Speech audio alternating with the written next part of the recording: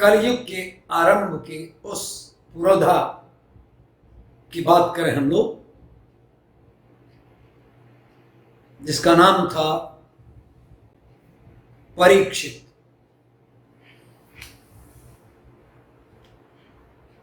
महाभारत की कथा के अनुसार परीक्षित अभिमन्यु और उत्तरा के पुत्र तथा जन्मेजय के पिता थे। मतलब अभिमन्यु और उत्तरा के पुत्र थे और उनके बेटे का नाम था, यानी परीक्षित के बेटे का नाम था जन्मेजय।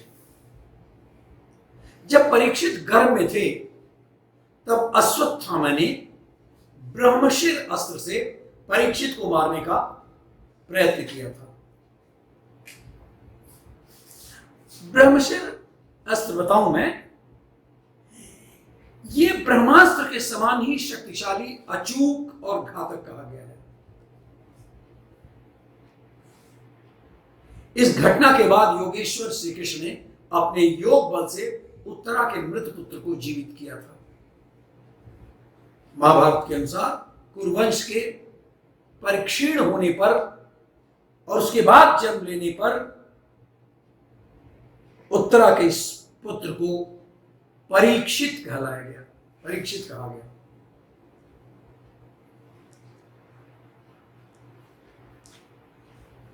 युद्ध के कुछ समय बाद, महाभारत के युद्ध के कुछ समय बाद, जब पांडवों ने भगवान कृष्ण की मृत्यु के बारे में सुना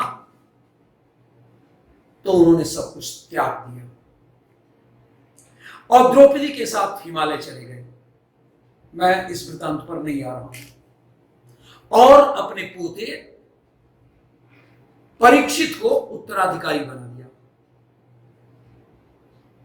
एक दिन राजा परीक्षित ने सोचा कि महाराज युधिष्ठिर के समय द्वापर युग था। आप लोग सोचिए कि द्वापर युग का वो अंत था और कलयुग का आरंभ, ये संधि काल था, संधि युग था। कलयुग प्रारंभ हो चुका है। परीक्षित ने सोचा, अब मुझे अपने राज्य में घूम फिरकर ये देखना चाहिए कि कलयुग कहीं मेरी प्रजा को दुखी तो नहीं कर रहा है। राजा परीक्षित सोच विचार कर रथ पर आरूढ़ होकर वफादार सैनिकों को साथ लेकर कलयुग को पराजित करने के लिए, उसके बारे में जानने के लिए चल दिए। राजा परीक्षित कुरुक्षेत्र से निकलकर अपने राज्य हस्तिनापुर लौट रहे थे। वहां उन्होंने बहुत ही विचित्र दृश्य देखा कि एक वृक्ष के नीचे एक बैल अपने 3 पैरों के टूट जाने पर भी खड़ा हुआ है। 3 पैर टूट गया है, केवल एक पैर पर खड़ा है। और उस बैल से एक गाय कुछ कह रही थी और उसके सामने ही एक महाबली शूद्र भी भारी भरकम शरीर वाला और एक बड़ा सा दंड धारण कर भयानक सा राजा का वेश धारण किए हुए उसके समीप ही आ रहा है। बैल, गाय और भयानक वेश धारण किए हुए एक व्यक्ति आ रहा है। यह सब अद्भुत दृश्य देखकर राजा परीक्षित वहां समीप में ही एक पेड़ की आड़ में छिप गए और जानना चाहे कि देखिए, सोचने लगे देखना चाहिए ये गाय और बैल दोनों आपस में क्या बात कर रहे हैं और ये शूद्र इनके पास क्यों आ रहा है। उस बैल रूपी धर्म ने गाय रूपी पृथ्वी को भयभीत व रोते हुए देखकर उससे पूछा। अब आप समझ रहे होंगे, वो बैल धर्म का रूप था और वो गाय पृथ्वी का। तो इन्हें भयभीत व रोते हुए देखकर उससे पूछा, हे गाय, ऐसी क्या बात हो गई जो आप इतना दुखी हैं, वो रो रही हैं।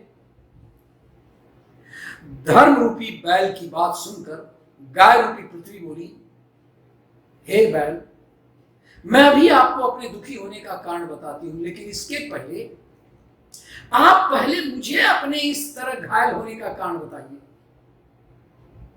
आपके 3 पैर किसने तोड़ दिए जो आप इस तरह एक पैर पर खड़े हैं। गाय रूपी पृथ्वी की बात सुन धर्म रूपी बैल बोला, हे भगवती, हे मां पृथ्वी, मैं धर्म हूं, मैं धर्म हूं, और मेरे 3 पैर जिनका नाम है तप, तपस्या, क्षमा और दया, तप, क्षमा और दया, ये मेरे 3 पैर मनुष्य के अधर्मों की वजह से टूट गए हैं। इस संसार में तप, क्षमा और दया की इन लोभी पापियों और मनुष्यों द्वारा यह दयनीय दशा देखकर मेरे इन 3 पैरों का देहांत हो चुका है। ये मर चुके हैं, ये 3 पैर। जो बचा रह गया है वो केवल ये 4था पैर, जो सत्य की सहायता के आश्रय शरीर को शक्ति देता हुआ इस संसार में सुख दुख देखने के लिए बचा हुआ है। बैल रूपी धर्म की दुख भरी बातें सुनकर गाय रूपी पृथ्वी बोली, हे धर्म, गाय का रूप धारण करती हुई मैं पृथ्वी हूं। जिन पापों के बारे में आपने अभी मुझे बताया, उन्हीं पापों के कारण मेरी यह दशा हुई है। दिन रात किसी भी समय एक क्षण का मुझे आराम नहीं मिलता। कुकर्मी कलयुग के आगमन होने से बुरी हालत मेरी हो गई है। अब परमेश्वर प्रभु श्री कृष्ण जी की हर क्षण याद आती रहती है। वे ही दुखों का नाश कर इस दुष्ट दुराचारी दुरात्मा कलयुग दानों से हमारे शरीर की रक्षा करके इस संसार में हमें सुख प्रदान कर सकते हैं। राजा परीक्षित तो ये सब देख रहे थे, सुन रहे थे। राजा परीक्षित ने देखा कि एक राजवेशधारी शूद्र हाथ में डंडा लिए हुए और गाय बैल के एक जोड़े को, गाय और बैल का ये जो जोड़ा था, उसको इस तरह पीटता जा रहा है जैसे उनका कोई स्वामी ही ना हो, मालिक ही ना हो। सफेद रंग का वो बैल एक पैर से खड़ा कांप रहा था और शूद्र की ताड़ना से पीड़ित और भयभीत होकर मूत्र त्याग कर रहा था। और अमृत दूध देने वाली, धर्मोपयोगी दूध देने वाली, घी आदि का भविष्य पदार्थों को देने वाली वह गाय भी बार बार शूद्र के पैरों की ठोकरें खाकर अत्यंत दीन हो रही थी। गाय को भूख लगी हुई थी, उसकी आंखों से आंसू बहते जा रहे थे। महारथी परीक्षित ने धर्म और पृथ्वी को सांत्वना दी, शांत हो जाइए, अब मत दुखी होइए। फिर उन्होंने अधर्म के कारण रूप कलयुग को मारने के लिए अपनी तलवार उठाई। कलयुग ताड़ गया कि ये तो अब मुझे मार ही डालना चाहते हैं। अतः झटपट जल्दी से उसने अपने राज चिन्ह उतार डाले और भय युक्त होकर, भय विह्वल होकर उनके चरणों में अपना सिर रख दिया, गिर पड़ा उनके चरणों में। परीक्षित बड़े यशस्वी, दीन वत्सल और शरणागत रक्षक थे। जब वो पांव पर गिर पड़ा तो उन्होंने जब कलयुग को अपने पैरों पर पड़े देखा तो कृपा करके उसको मारा नहीं। अब तो हंसते हुए उससे कहा, तू अधर्म का सहायक है, इसलिए तुझे मेरे राज्य में बिल्कुल ही नहीं रहना चाहिए। अब तू मेरे राज्य में नहीं रह सकता। कलयुग ने कहा, आपकी आज्ञा से जहां कहीं भी मैं रहने का विचार करता हूं, सोचता हूं, वहीं देखता हूं कि आप धनुष पर बाण चढ़ाए हुए खड़े हैं। हे राजन, हे श्रोमणे, आप मुझे वो स्थान बताइए ना जहां मैं आपकी आज्ञा का पालन करता हुआ स्थिर होकर रह सकूं, अन्यथा तो कोई जगह ही नहीं मेरे लिए है। कलयुग की प्रार्थना सुनकर उसको स्वीकार करके राजा परीक्षित ने उसे 4 स्थान दिए। कौन कौन में 4 स्थान? सबको ध्यान देना चाहिए कि कलयुग कहां पर निवास करता है। द्यूत यानी जुआ, मद्यपान यानी शराब पीना, स्त्री संग मतलब वेश्यावृत्ति या वेश्या गमन, और हिंसा, मारपीट। तो इन 4 स्थानों पर द्यूत, मद्यपान, स्त्री संग और हिंसा, इन स्थानों पर क्रमशः असत्य, मद, आसक्ति और निर्दयता, ये 4 प्रकार के अधर्म निवास करते हैं। कलयुग ने बोला कि ये कम है, ये जगह कम है, आप कम बता रहे हैं। मेरा इतना बड़ा साम्राज्य है, मैं कैसे इन्हीं चारों जगहों पर रह सकता हूं। उसने प्रार्थना करके कहा कि और स्थान दीजिए। तब समर्थ परीक्षित ने सोचा और बताया, अच्छा तुम्हारे रहने के लिए एक और स्थान मैं दे रहा हूं, और वो स्थान है सोना स्वर्ण धन दिया, कि जहां स्वर्ण रहेगा वहां भी तुम सुख से रह सकते हो। इस प्रकार कलयुग के 5 स्थान हो गए, झूठ, मद, काम, बैर और रजोगुण। परीक्षित द्वारा दिए हुए इन्हीं 5 स्थानों में अधर्म का मूल कारण कलि उनकी आज्ञाओं का पालन करता हुआ निवास करने लगा।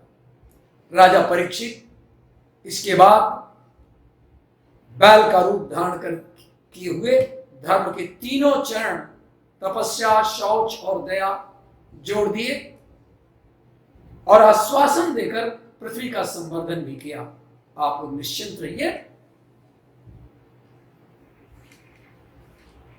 एक दिन राजा परीक्षित धनुष लेकर वन में शिकार खेलने गए हुए थे। उस समय, आज के जमाने की बात मत सोचिएगा आप लोग, उन दिनों शिकार जो था वो नियमबद्ध था, अनैतिक नहीं था। तो हरिणों के पीछे दौड़ते दौड़ते वे थक गए और उन्हें बड़े जोर की भूख और प्यास लगी। वो तलाशने लगे, कोई तालाब मिले जहां अपनी प्यास बुझा लूं। जब कहीं उन्हें तालाब भी नहीं मिला, कोई जलाशय नहीं मिला, तब वे पास के ही एक ऋषि के आश्रम में घुस गए। उन्होंने देखा कि वहां आंखें बंद करके शांत भाव से एक मुनि आसन पर बैठे हुए हैं, निश्चिंत।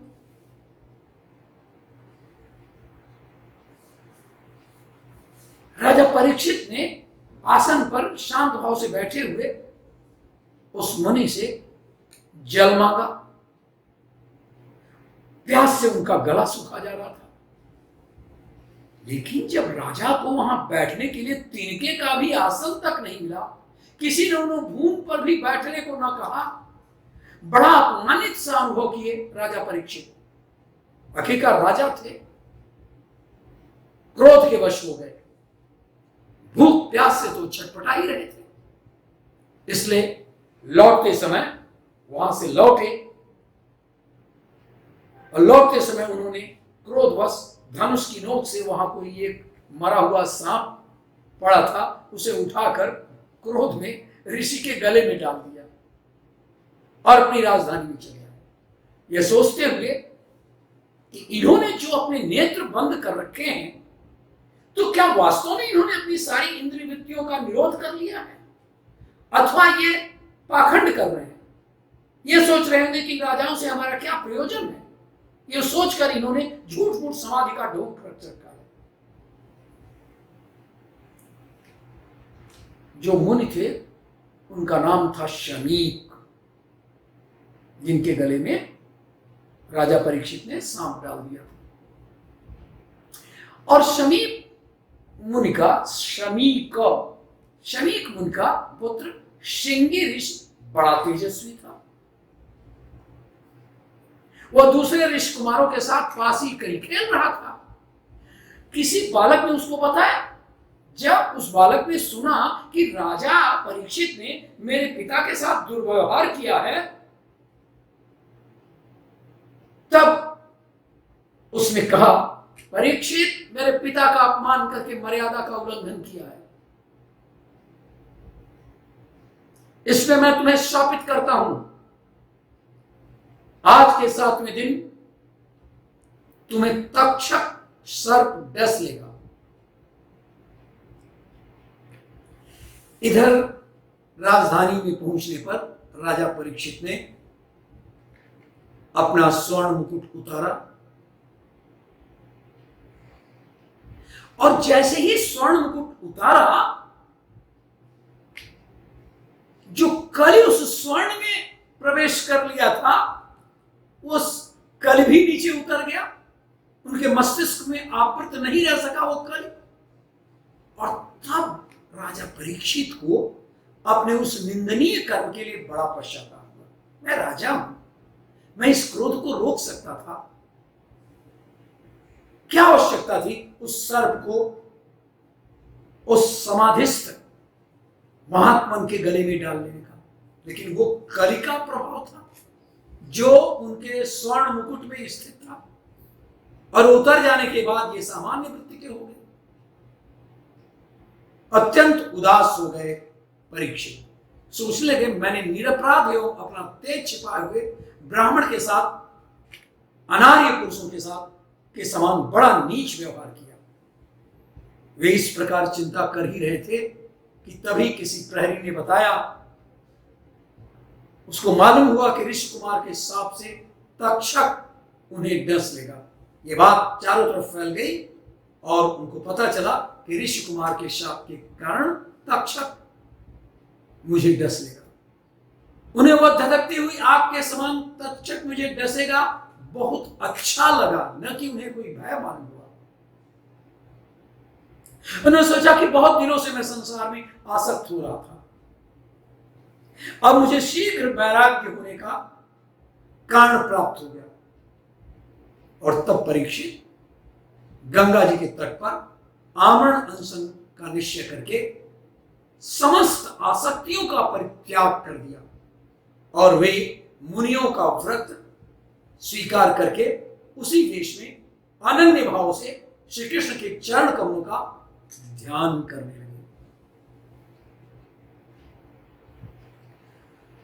राजकाज का भार तो उन्होंने पहले ही अपने पुत्र जन्मेजय को सौंप दिया,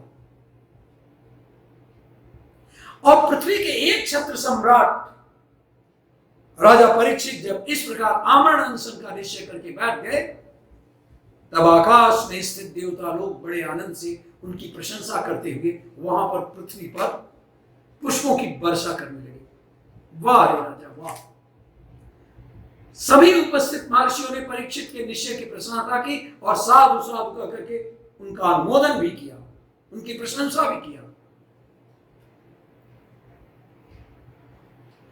उसी समय पृथ्वी पर स्वेच्छा से विचरण करते हुए व्यास पुत्र भगवान श्री सुखदेव जी महाराज वहां प्रकट हो गए।